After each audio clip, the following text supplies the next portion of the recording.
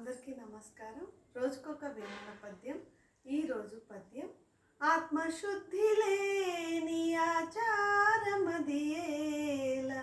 భాండ శుద్ధి లేని పాకమేల, చిత్తశుద్ధి లేని శివ పూజలేలరా, విశ్వదాభిరామ వినురవేమ.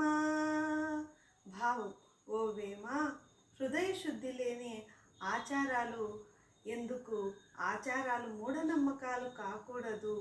వంట పాత్ర శుభ్రం చేయకుండా చేసేటటువంటి పదార్థము వ్యర్థము, తినుటకు యోగ్యము కాదు.